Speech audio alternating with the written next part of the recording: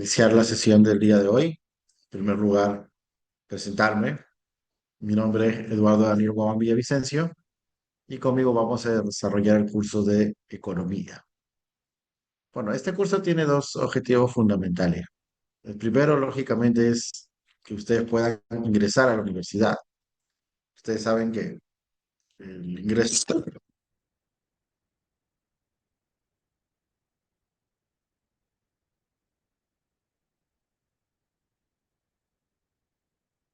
Se le apagó su micro, profesor. Profe, Profesor, no se le no escucha. se le escucha, No profesor, se no le se le escucha. escucha. Profesor, no se lo escucha. Profe, buenas tardes.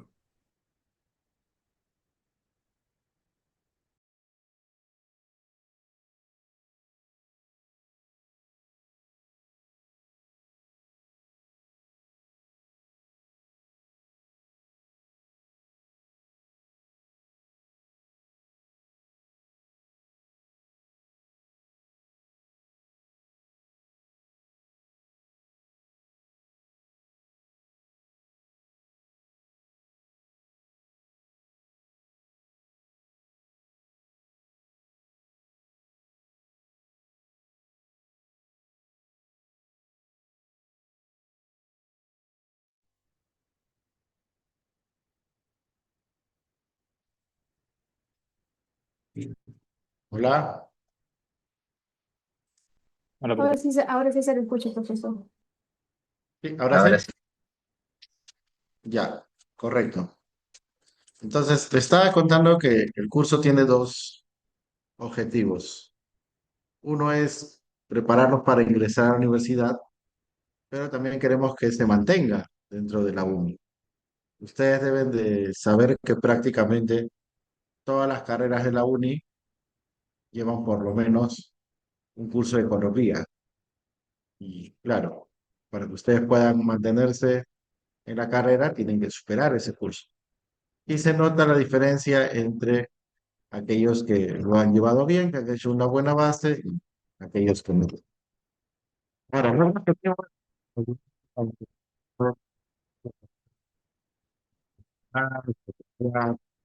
Profe, su micro. ya, perfecto. Muy bien. Entonces, le estaba contando que nos ayuda a entender mejor nuestra realidad, ¿no? Una realidad personal, familiar, ¿no? Empresarial, de repente en un futuro, y también a un nivel agregado, ¿no? A un nivel de país, incluso a nivel mundial.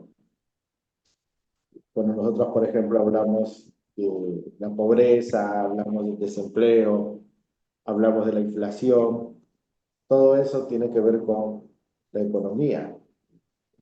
Y como vamos a ver el día de hoy, prácticamente todas las decisiones que tomamos son de tipo económico, ¿no? Prácticamente todo lo que, digamos, nosotros podamos, donde entre una elección, entonces va a estar ahí el criterio económico.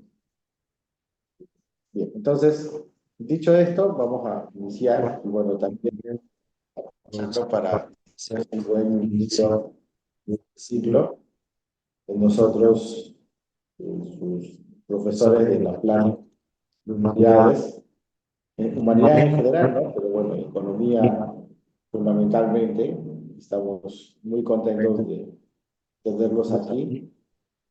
¿Ya? Entonces, cualquier consulta, cualquier duda, ustedes pueden formularla sin problema. ¿Sí? Bueno, por el problemita que había con el internet, he tenido que... ya, sí, justo eso te iba a comentar. ¿Ahorita me están escuchando, David? ¿Ahorita también me están escuchando, David? Sí, profesor. Sí, profesor. Sí, profesor. Ya, ahorita, Yo no se le escucha claro. ahorita ¿cómo me escuchan? ¿También con eco? Sí, profesor. Apague un audio de una A ver, vamos de... a ver, No. vamos a ver. Vamos a ver. Estamos ok, ¿no es cierto? Listo. Entonces, bueno, voy a tener que apagar la cámara. Pero bueno, estaba comentando que hay muchos temas que vamos a ir viendo en este curso, pero donde justamente son temas que para nosotros pueden ser temas cotidianos, temas habituales, pero donde, digamos, no va, o sea, entra justamente a tallar el criterio económico. Y bueno, deseándoles también un mejor o un buen inicio de ciclo, vamos a tocar justamente ese tema. Vamos a hablar de qué es la economía. Y lo primero que tenemos que decir es que la economía es una ciencia social. O sea, estudia justamente a las sociedades, estudia a los seres humanos. En este caso, lo que lo distingue de otras ciencias sociales, porque hay también la sociología, la antropología, ¿no es cierto? Lo que lo distingue de otras ciencias sociales es el tema fundamental a estudiar. ¿Cuál es el problema principal? Y ese es el llamado problema de la escasez, que nos dice que por un lado tenemos necesidades ilimitadas, o sea, tenemos muchas necesidades, pero por el otro lado tenemos recursos limitados o recursos escasos. Entonces tenemos muchas necesidades, pero no nos alcanzan todos los recursos. Ahora, cuando hablamos de recursos, nos referimos solamente al dinero. A ver, ¿qué dicen ustedes? ¿Nos referimos solamente al dinero? ¿O qué más podríamos incluir cuando hablamos de recursos? A ver, ¿qué más podríamos incluir?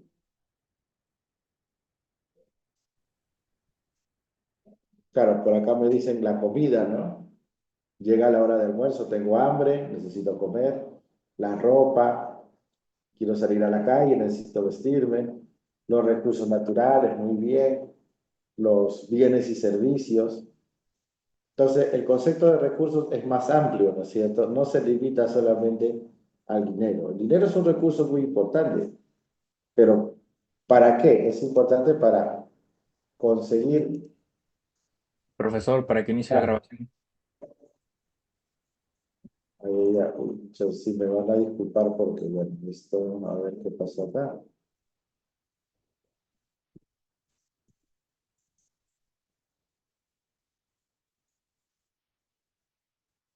Recording in progress. Ya, bien, entonces estábamos tocando el tema justamente de qué es la economía. Decíamos que es una ciencia social que estudia el llamado problema económico, que es justamente el problema de la escasez. Necesidades ilimitadas, recursos limitados. Muchas necesidades, pero pocos recursos. Y comentábamos hace un momento que el dinero no es el único recurso. El dinero nos sirve básicamente para obtener los bienes y servicios que necesitamos. Tengo hambre, me compro un menú, tengo sed, compro una botella gaseosa, necesito movilizarme a mi casa, entonces voy a pues, subirme en una unidad de transporte. Entonces, lo que necesito en sí son los bienes y servicios. Y si hablamos de la empresa, ¿qué es lo que necesita la empresa? Una empresa, por ejemplo, de confecciones que hace camisas, ¿qué va a necesitar? ¿Qué necesitaría para producir? Maquinaria. Necesita tela, por ejemplo, ¿no? Necesita maquinarias, bueno, materias primas en general, ¿no? Botones, hilo, necesita mano de obra, ¿no? Muy bien. O sea, en general necesita de factores productivos. Para la empresa, los recursos serían los factores productivos. Y aparte de todo esto que han dicho, hay un recurso muy importante, pero sumamente escaso. Hay un recurso que cuando se pierde o cuando se va ya no regresa. ¿Cuál será? ¿Alguien sabe? El tiempo. Tiempo. Ahí está muy bien, el tiempo, ¿no? El tiempo vale más que el dinero, decía un viejo comercial. Porque claro, el dinero que pierdo lo puedo recuperar, de repente los productos, los bienes también los puedo volver a obtener, pero el tiempo no. El tiempo que se va ya no regresa. Entonces, por su escasez, el tiempo y los factores en general deben ser administrados, deben ser gestionados de forma adecuada. Y por eso justamente la palabra economía proviene de oikonomo. Oikonomos es la administración del hogar, es la administración de la hacienda. ¿Sí? Es lo que hace tu mamá, pues, ¿no? Tú habrás escuchado, a veces dicen, ¿no? Que las amas de casa son las mejores economistas. ¿Por qué? Porque saben organizar los recursos que hay en el hogar. Bueno, se refieren por el origen de la palabra economía. Entonces, todas las personas, todos los seres humanos nos enfrentamos a este tipo de problemas. Tú puedes ser un multimillonario, pero siempre va a haber algo que te va a faltar. Tú puedes ser un jeque árabe de estos que tienen cientos de millones de dólares, pero de repente estás en medio del desierto y no encuentras pues ni una botella de agua, ¿no? Yo tengo acá mi botellita, por ejemplo, ¿no? Ya, pues, tú estás en el desierto y no hay ni una botellita de agua. Hay escasez. O de repente tú, pues, no sé, eres como Elon Musk, ¿no? Que es el dueño de Tesla, ¿no es cierto? Pregunta, ¿la empresa Tesla qué produce? Ahora han escuchado ustedes, ¿no? La empresa Tesla, ¿qué produce? Claro, produce autos, ¿no? Pero no cualquier auto, sino produce autos eléctricos. Y para hacer autos eléctricos, ¿cuál es el principal insumo?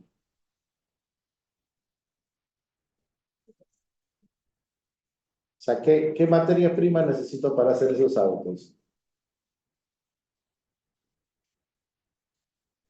Claro, necesitas motor, batería, pero ahí está muy bien. El litio, las tierras raras también, ¿no?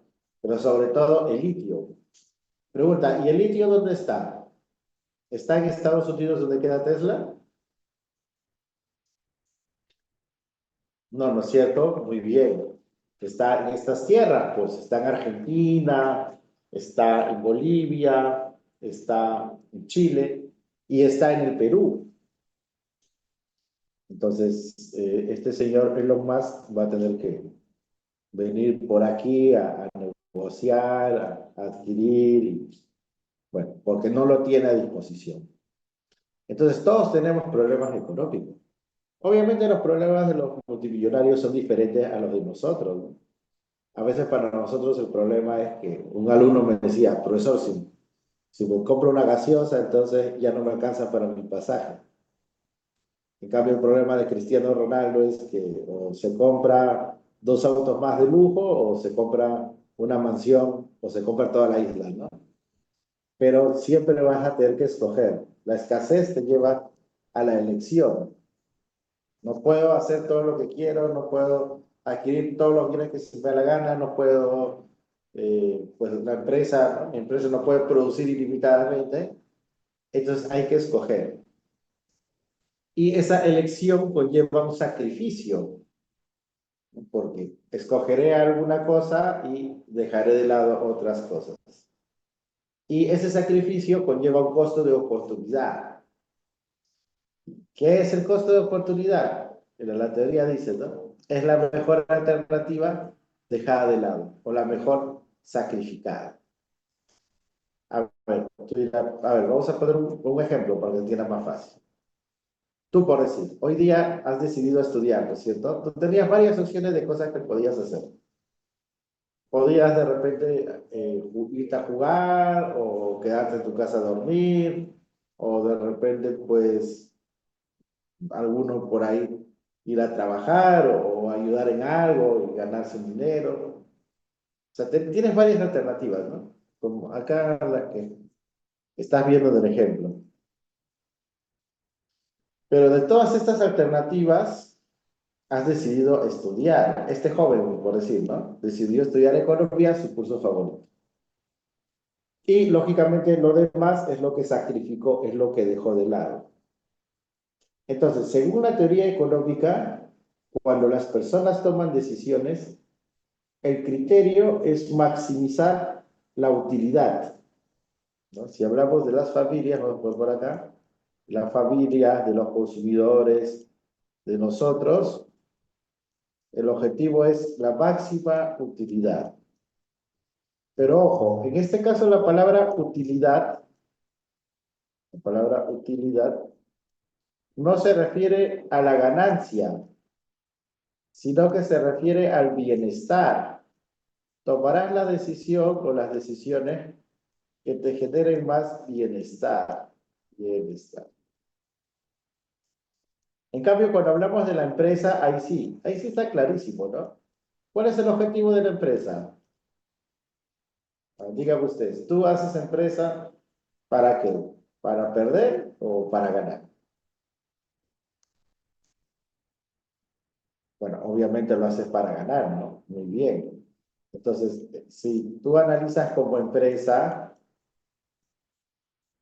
reitero, el objetivo es maximizar las ganancias. Maximizar ganancias. Ganancias. O también se le llama a esto el beneficio empresarial. Beneficio. Entonces, una persona racional, en términos económicos, claro, es la que toma las decisiones de esta manera. Por ejemplo, si yo tengo una empresa, me ofrecen varias oportunidades de negocio, ya, en las cuales voy a invertir lo mismo. Vamos a invertir, pues, no sé, de repente 30.000 soles. Pero en una de las alternativas se plantea ganar 100.000, en otra 80.000 y en otra 60.000. Entonces, ¿tú cuál escogerías? ¿100.000, 80.000 o 60.000? A ver, ¿qué dicen ustedes? Pues tú inviertes tus 30.000, pero en una puedes ganar 100.000, en otra 80.000 y en otra 60.000. ¿Cuál escogerías? Claro, obviamente voy a escoger aquella donde maximizo mi ganancia. En el ejemplo, 100.000. Ahora, cuando hablamos de las personas, de las familias, no necesariamente es de esta manera.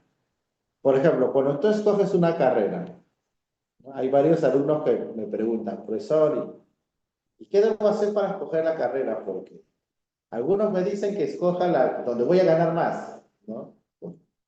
Claro, uno puede entrar a internet y buscar más o menos el salario promedio. Otros me dicen, no, pero mi papá es ingeniero y mi hermano mayor es ingeniero, entonces ganan bien. Ah, ya, entonces tú también métete en ingeniería, te dicen, ¿no? Pero ¿qué pasa si no tienes vocación, si no tienes interés, si no te gusta? De repente, del fondo, pues no sé, tú quieres ser bailarín, quieres estudiar danza. Entonces, no va a ser una decisión óptima, porque no te va a generar bienestar. Y incluso, pues, si por alguna razón milagrosa, pese a que no te gusta, terminas la carrera, pues no vas a ser un buen profesional y no vas a lograr ese objetivo que habías pensado, ¿no?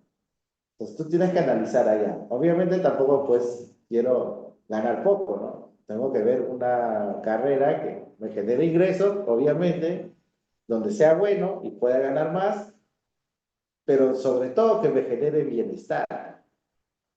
Si no, imagínate, pues, la carrera te va a acompañar toda tu vida. Entonces, esa es una decisión importante, ¿no? No lo debes hacer porque alguien te, digamos, de repente con la mejor intención, ¿no? Te puede sugerir, claro, pero tú tienes que analizar lo que a ti te va a generar bienestar. Por ejemplo, su compañero dice, no, yo quiero ser TikToker. Ya, bueno, pues de repente a ti te genera bienestar. Está bien, no todo el mundo tiene por qué ser profesional. Pero aquellos que sí, lógicamente, es porque te tiene que gustar, ¿no? Claro, por ejemplo, los compañeros me dicen, yo estoy yendo a matemáticas, me dicen, me parece muy bien. Si tú, es tu vocación, hazlo. Y eso te va a generar altos ingresos, ¿no? Vas a ser bueno, ¿no? Vas a hacer algo donde tú puedes llevar adelante toda tu capacidad. Entonces, bueno, creo que se entendió el ejemplo, ¿no? Ahora, Escoger, dijimos, conlleva a un sacrificio, ¿no? Luego su compañera dice, bueno, ella lo escogió al otro y no te escogió a ti, dice acá, ¿no? Claro, obviamente, ¿no? No puede estar con los dos. Bueno, no deberían. Igual, si tú decidiste estudiar, es porque dejaste de lado estas otras actividades. Entonces, el criterio en este caso, ¿qué dice la teoría económica? Que si escogiste estudiar es porque te genera más satisfacción. Ahora, alguno dirá, profe, pero yo le voy a ser sincero, yo no me genera satisfacción, la verdad es que, no sé, mi papá me obliga a estar acá. Bueno, eso quizás porque son menores de edad, pero una persona ya que toma sus propias decisiones no va a hacer algo que le genere malestar, va a decidir algo que le genera bienestar. Entonces, este joven del ejemplo, que yo lo he bautizado Pedrito, dice, ah, ya, a mí me gusta estudiar, entonces, ya, eso voy a hacer. Y lo otro, obviamente, es lo que está dejando de lado. En este ejemplo, trabajar, jugar, dormir. Y otras más, ¿no? Pero tomemos estas tres. Trabajar, jugar y dormir. Tomemos estas tres. Estas son las que sacrificó, ¿no? Esto escogió estudiar y estas otras sacrificó. Bueno, vamos a poner X en realidad, ¿no? Porque las está dejando de lado. Ahora, dentro de esto está el costo de oportunidad, les decía, ¿no? Y la definición me dice la mejor alternativa dejada de lado. Porque la mejor de todas las alternativas es la que escogí. ¿Cómo sé que es la mejor? Ya te dije, porque gusta, pues, me genera satisfacción, me genera bienestar, ya eso escogí. Ahora, ¿cómo sé cuál es la mejor de las que dejé de lado? Allá eso va a depender.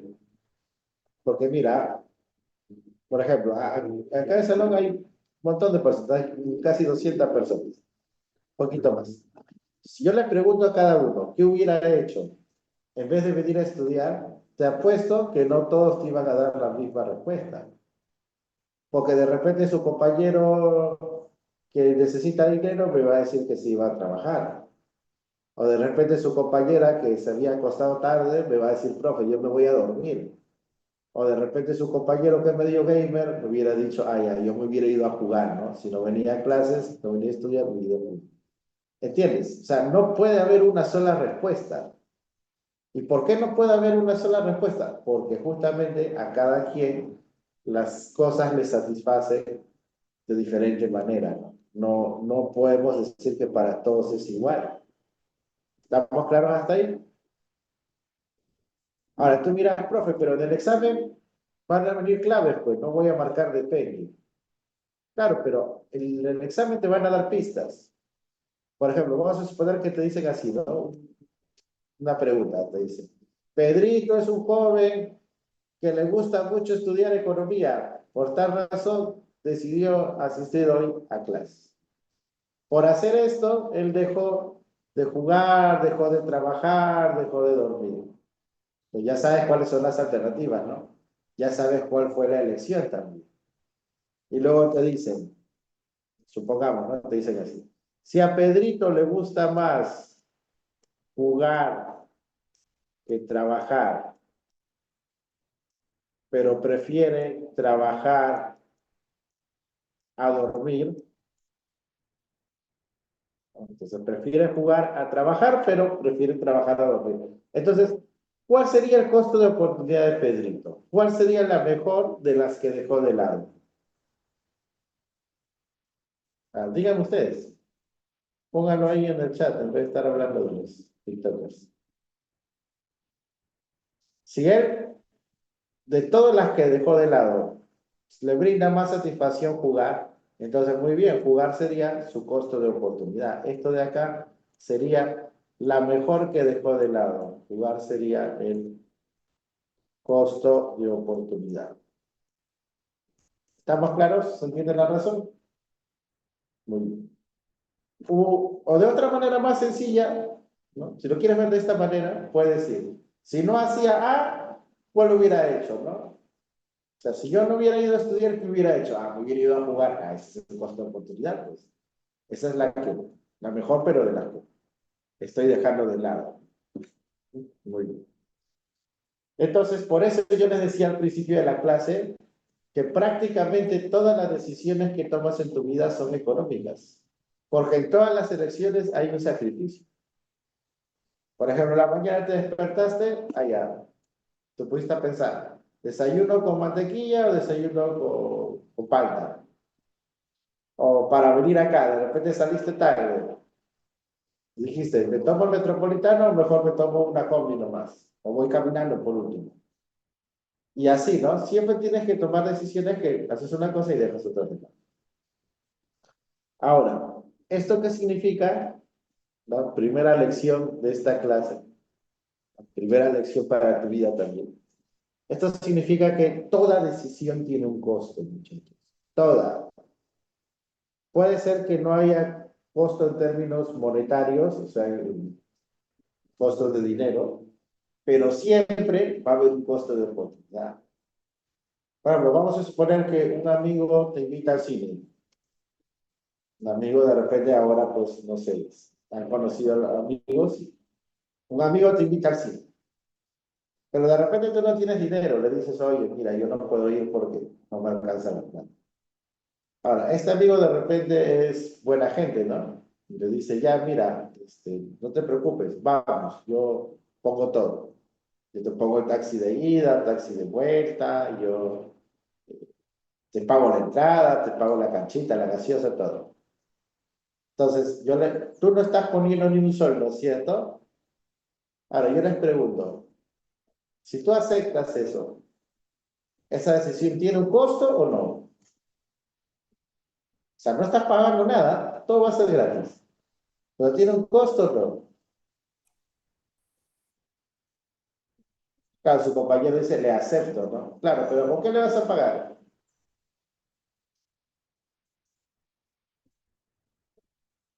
Claro, le vas a pagar con tu tiempo, pues, con lo que estás dejando de lado. Porque esas horas que tú tenías o esas horas que te fuiste al cine, ¿no? A mirar la película, ¿con qué le vas a pagar? Porque hasta que se ríen, creo que piensan que es otra cosa. ¿Cuánto tiempo? Pues ya te dije, ¿no? Esas horas tenías que dedicarlas a estudiar. Me preguntan acá, ¿el costo de oportunidad es el tiempo? No, no solo, bueno, en este caso es el tiempo, pero en general todo lo que sacrifica, la actividad que tú ibas a hacer, ¿no? El tiempo, claro, pero no el tiempo en seca, sino el tiempo que tú tenías que estudiar. Dejaste de estudiar por ir a ver la película. Esas horas de estudio es lo que has sacrificado. ¿Se entendió? Muy bien. Ahora, así como las personas y las empresas tienen que tomar estas decisiones, así también a nivel de país. O sea, los países van a determinar cuándo van a producir de un bien o de otro bien. Y para explicar esto vamos a usar un modelito que se llama la frontera de posibilidades de producción. En economía, un modelo es una representación simplificada de la realidad. O sea, es una manera sencilla de explicar algo que es más complejo. Entonces, en este caso, los modelos tienen supuestos, o sea, lo que nos permite justamente simplificar. Y en este caso, el supuesto principal es que un país produce solamente dos bienes. O sea, vamos a hacer la explicación para un país que produce solo dos bienes. Ahora, yo les pregunto, ¿qué país hermoso del planeta Tierra produce solamente dos bienes? ¿Alguna idea? El Perú. No estamos tan mal tampoco. A ver, ¿qué país podría ser? El Salvador, me dicen por acá, ¿no? Produce cárceles, profesor Bukele. O, no sé, Cuba, profesor, caña de azúcar y turismo. Chipre, profesor. Mira, en realidad ninguno, ¿ya? Hasta el país más pobre del mundo produce más de dos bienes. Pero, entonces, claro, tú me dirás, profe, pero entonces esto que me está explicando es una cosa irreal, es algo que no existe. Pero no, porque justamente, ya te dije, es una versión simplificada.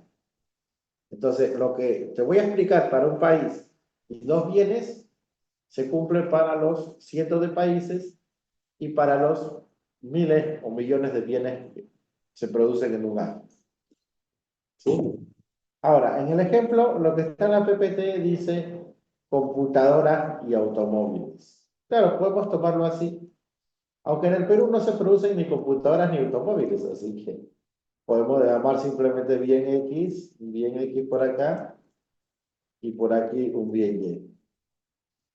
Pues, automóviles es el ejemplo.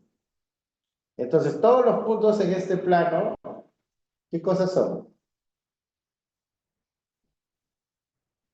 Todos los puntos en este plano, ¿qué serían?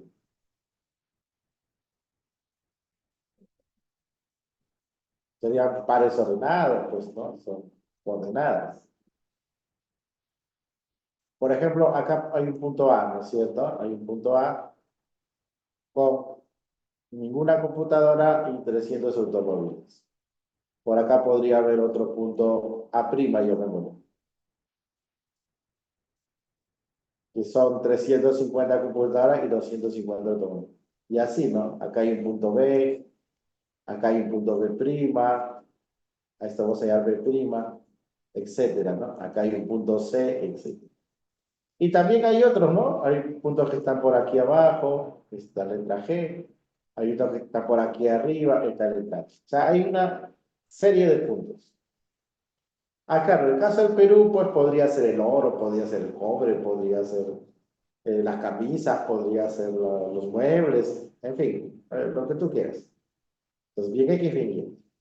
Entonces, repito, todos los puntos sobre este plano son combinaciones, pues son cantidades de X y cantidades de Y. Pero hay algunos que me van a permitir construir esta frontera. En este ejemplo van a ser estos. O sea, yo uno A', B', B' y C, y he construido la frontera de posibilidades de producción. Ahora, estos puntos, ¿qué tienen en común? O sea, ¿por qué no tomo otros? Porque estos puntos se les conoce como los puntos eficientes. ¿Ya? En este caso sería, vamos a ver por acá, eficientes.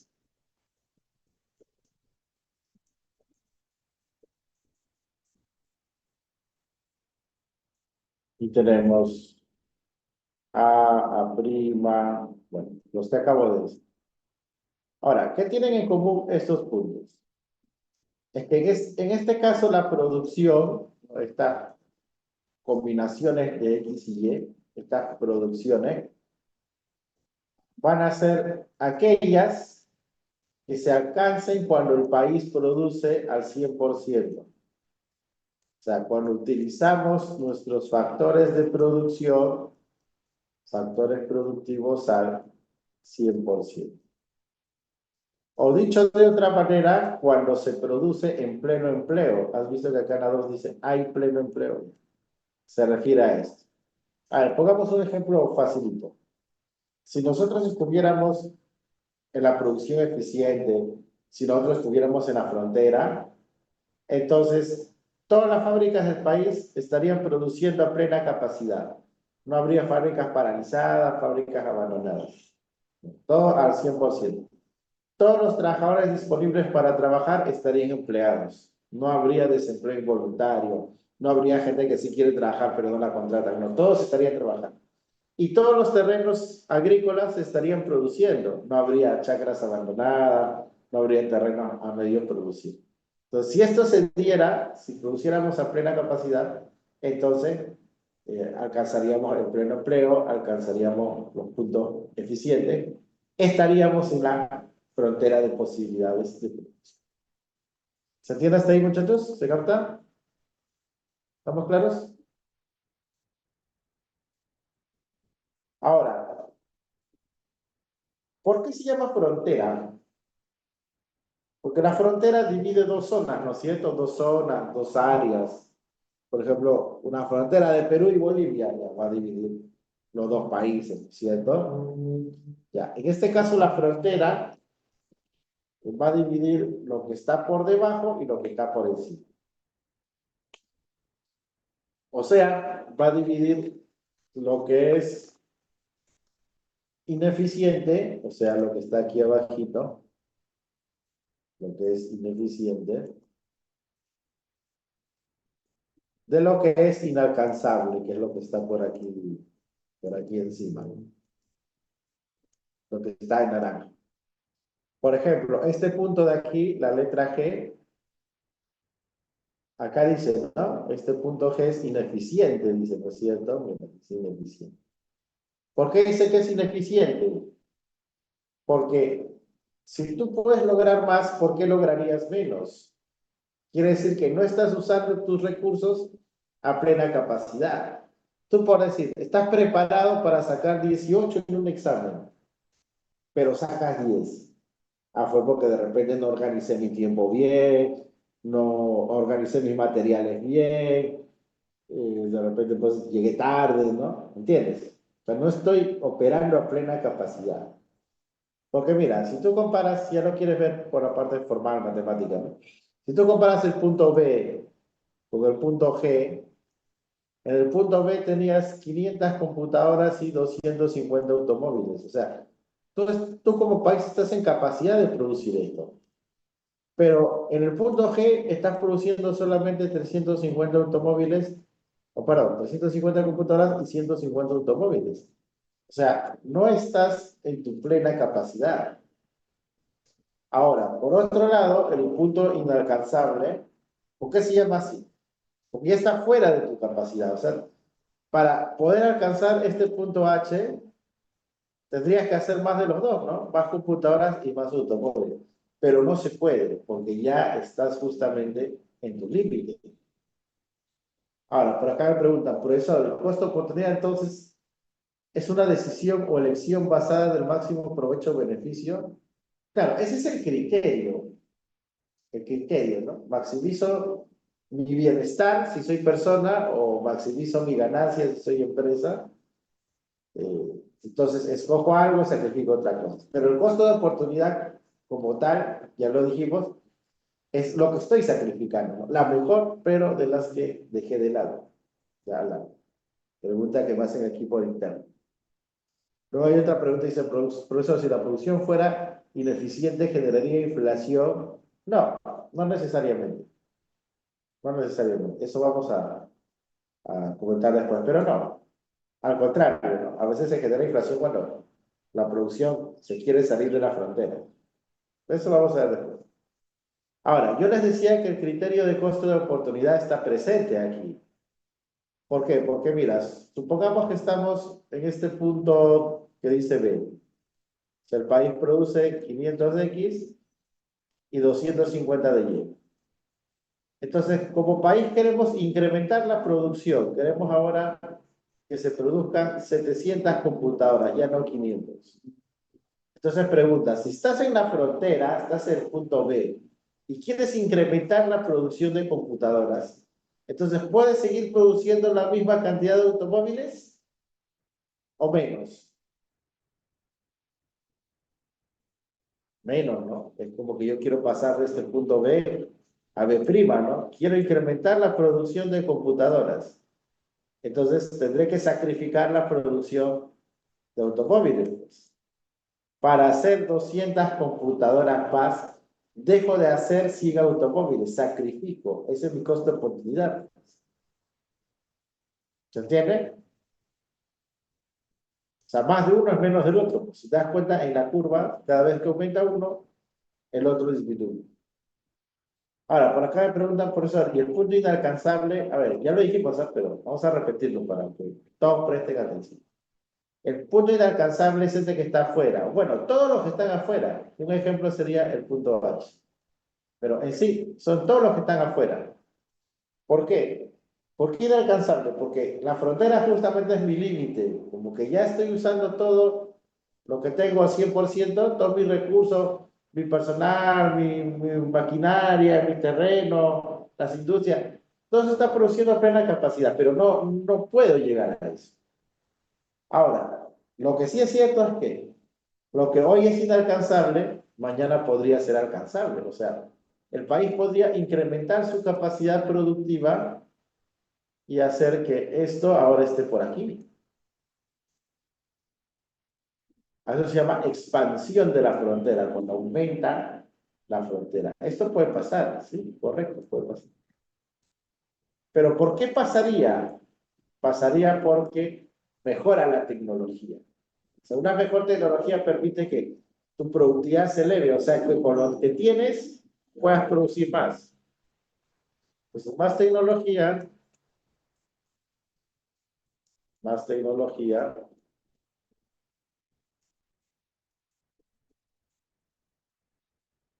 conlleva a una mayor frontera de posibilidades de producción.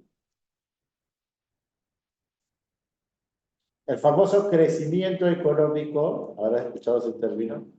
El famoso crecimiento económico es esto.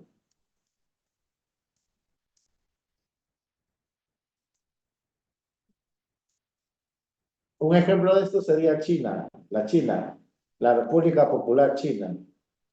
Mira, hace 75 años, menos de un siglo, ¿qué cosa era China? ¿Cuál era la situación de China? Era una potencia económica, era un país, no sé, desarrollado. No. Hace 75 años, cuando China pues era prácticamente una China rural, China era un país atrasado, un país de campesinos pobres, un país de opiómanos, un país de agricultura, pero una agricultura pues atrasada. Era el país donde había más mortalidad infantil, donde había también mucha desnutrición, donde había 90% de analfabetos. Y al día de hoy, ¿qué cosa es China? Es la segunda potencia económica mundial. Entonces, ¿cómo un país pasa en menos de un siglo de un punto al otro? Y sobre todo los últimos 25 años, ¿no? Sobre todo los últimos 25 años. Entonces, me preguntan sobre la clase. Mira, tengo entendido que las grabaciones y los materiales ustedes van a poder acceder, ¿ya? Así que no se preocupen por eso, ¿ya? Igual es bueno que tomen sus anotaciones o de repente algunas capturas de pantalla de lo que les es, digamos, más relevante, ¿no? Pero bueno, lo que nos han informado es eso, que ya seguramente en estos días van a activarles, ¿no? Bueno, de repente por la clase de hoy podríamos compartirlo, no hay problema. En general va a ser por la plataforma. Pero bueno, para volver al punto, entonces, me decía que la forma que una economía crece en el tiempo, en el largo plazo, es eso, muchachos. Ciencia, tecnología, investigación, desarrollo, innovación. Porque acá, pues, por ejemplo, ¿no? Hubo un señor que dijo, Perú potencia mundial, ¿no? Luego ha dicho Lima potencia mundial. Y ahora otra vez está diciendo Perú potencia mundial. Pero ¿qué cosa hizo acá en Lima? Agarró y le puso arena a una piscina, que encima la malogró. Trajo unos trenes chatarras de Estados Unidos, que ahí están botados. Compró caballos para la plaza de armas, para que, bueno, la gente se dé una vueltita por ahí, se saque su foto. Pero eso no es potencia mundial, pues, muchachos. Eso no es potencia mundial. Cuando un candidato, un político, ¿no? Bueno, el día que ustedes les toque votar, cuando un político les diga Perú potencia mundial, lo que tú tienes que preguntarles, ¿qué va a hacer esa persona por la ciencia y tecnología de este país? ¿O cómo va a impulsar la investigación, la innovación, la educación? Si no te puede explicar eso, entonces te está mintiendo, te está palabreando, o de repente te está dando una solución, pero que es temporal, ¿no? Que no es lo que realmente nos va a sacar adelante.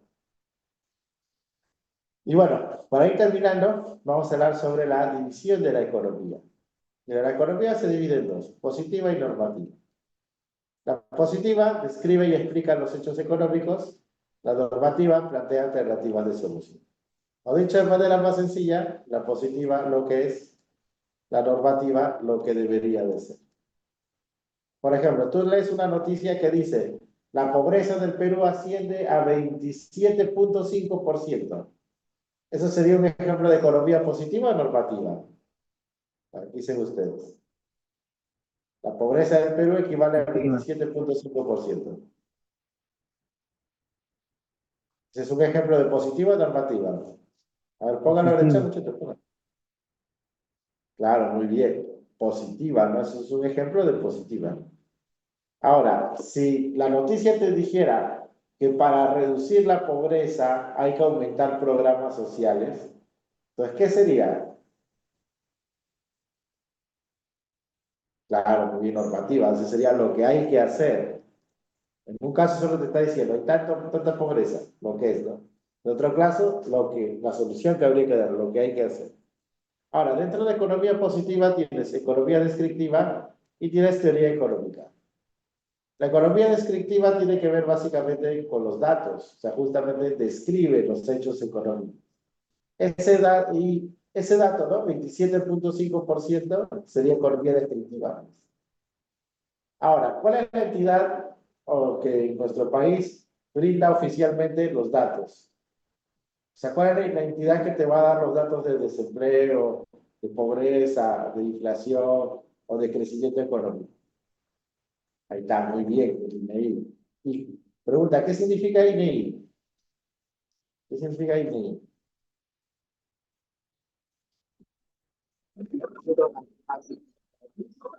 Claro, ¿no? Ajá, muy bien, ¿no? Instituto Nacional de Estadística e Informática. Perfecto, muy bien. Claro que a otras entidades estatales pueden brindar sus datos, incluso los privados también, pero el oficial es el INEI. Entonces, yo tengo esos datos. Yo ya sé, por ejemplo, que la pobreza es casi el 30% del país. Ahora yo quiero entender eso, quiero saber por qué hay tanta pobreza. O de repente por qué suben los precios, o de repente por qué aumenta el desempleo. Ya, yo quiero saber eso. Y para eso necesito la teoría económica. O sea, la teoría económica explica los hechos económicos. ¿O será que el pobre es pobre porque quiere, como dicen algunos? O sea, hoy día me levanto con ganas de ser pobre. Digo, ay, no, voy a ser pobre. No. Hay teoría económica que te va a explicar eso. Y claro, eso viene pues desde los tiempos antiguos, pero si hablamos el día de hoy, tenemos dos, ¿no? Se dividen en dos. Tenemos la microeconomía y la macroeconomía. La microeconomía estudia la economía a un nivel individual, de agentes individuales. Mientras que la macro estudia la economía como un todo, ya de forma agregada. Entonces, por ejemplo, ¿no? Si tú ves la noticia que dice que subió el precio del pollo, ponte que te dice, ¿no? En los mercados de Lima subió el precio del pollo. ¿Eso sería micro o macro? A ver, ¿qué dicen ustedes? ¿Eso sería micro o macro? Estamos hablando de los precios de todo el país, estamos hablando de los precios de todos los productos, ¿no? Ese es micro, ¿no? Es un producto, un mercado, bueno, un lugar que es Lima. Ahora, si te digo que la inflación aumentó, o sea, los precios en el país aumentaron, ¿eso qué sería? Ah, ese es macro, muy bien, ¿no? Muy bien. A ver, otro ejemplito. Yo te digo que las empresas de calzado en Trujillo aumentaron su producción. ¿Eso sería micro o macro? Micro, ¿no? Claro, es el sector de calzado en Trujillo. Pues te digo que el PBI, o sea, la producción del país aumentó. ¿Eso qué sería? Macro, muy bien. Entonces, tienes micro, tienes macro, tienes tu teoría con los datos, ahí entonces ya recién conozco lo que es. Ahora, si vamos a plantear soluciones, lo que debería ser, ¿no es cierto? Si esas soluciones son a un nivel personal, familiar, empresarial, o sea, a un nivel más micro justamente, ya, eso lo puedes hacer tú, pues, ¿no? Yo tengo mi negocio y la venta está baja, ya voy a ver qué hago, ¿no? De repente tengo que mejorar el producto, tengo que contratar mejores vendedores, ya, eso es a un nivel personal o de empresa. Pero si el problema es macro, si es un nivel de país, lo que se hace es política económica. O sea, esta economía normativa detiene en política económica, que son las acciones, las medidas que toma el gobierno para mejorar los resultados económicos, para reducir la inflación, reducir el desempleo, reducir la pobreza, incrementar el bienestar, etc. Y finalmente, esta política económica se divide en dos. Tenemos la política fiscal y la política monetaria. La política monetaria, su mismo nombre lo dice, lo aplica el BCE. Y la política fiscal, ¿quién la aplica? ¿La Fiscalía de la Nación? No, no. ¿Quién aplica la política fiscal? ¿Qué entidad? El Ministerio de Economía y Finanzas. Entonces, cuando hablamos del BCR, creo que todo el mundo sabe quién es su presidente. Es el señor Julio Velarde. Y si hablamos del Ministerio de Economía, ¿quién es el actual ministro? Es una noticia de actualidad, por ejemplo, ¿no? ¿Quién es el actual ministro de Economía? Ya, es este señor que se llama Gerardo López, ya es el actual ministro de Economía. ¿Y cuál es la función principal del Banco Central? ¿Cuál es la chamba principal de Velarde? Es la estabilidad monetaria. O sea, que la inflación sea baja. Se traduce en una inflación baja. ¿Y cuál es el principal objetivo del Ministerio de Economía? Es que la economía crezca, ¿no? Crecimiento económico. ¿Para qué? Para reducir el desempleo. Claro, no, lógicamente no lo va a hacer a la loca, ¿no? Tiene que mantener también la estabilidad del presupuesto, ¿no? O sea, no tener mucho déficit. Pero sí, la idea es que crezca la economía para que haya más trabajo. Entonces, cada uno de ellos tiene sus herramientas que vamos a ir explicando durante el curso. Obviamente, por el lado del Banco Central, lo principal es la emisión de dinero, aunque también puede influir en las tasas de interés. Puede ser que sea más baja, por decir. Y por el lado, creo que, ábrelo, por favor. Y por el lado del Ministerio de Economía es la parte del presupuesto, ¿no? Todo lo que tiene que ver con gasto público, lo que tiene que ver con impuestos, ¿no?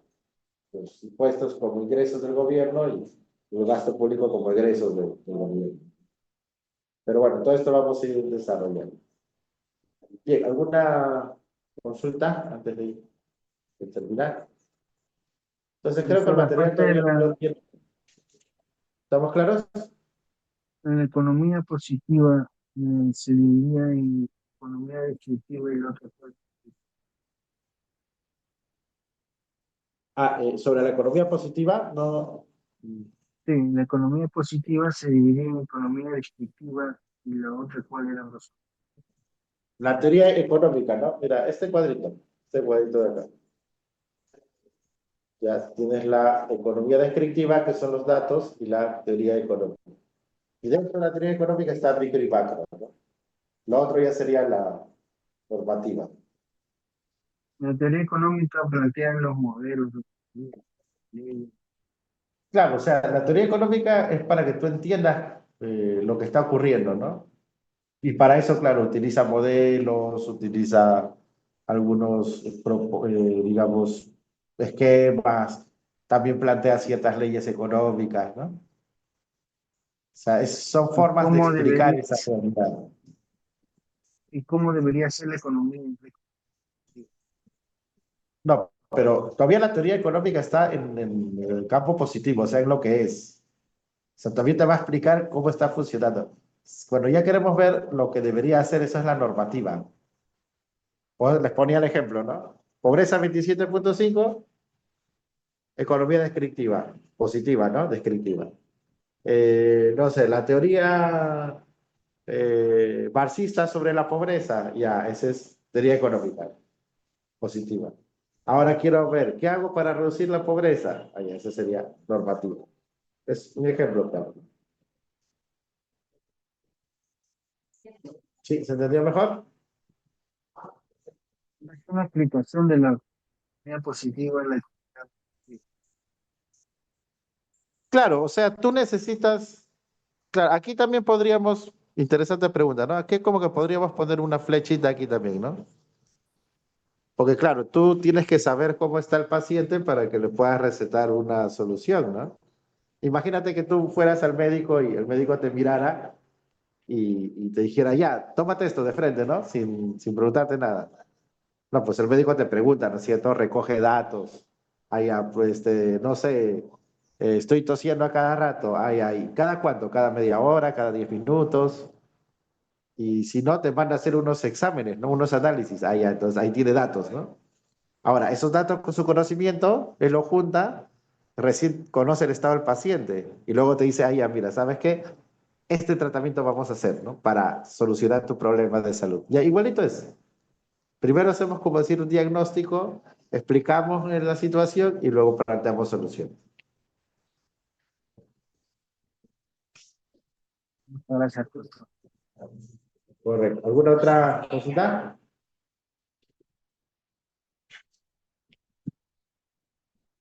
Listo, muchachos. Entonces,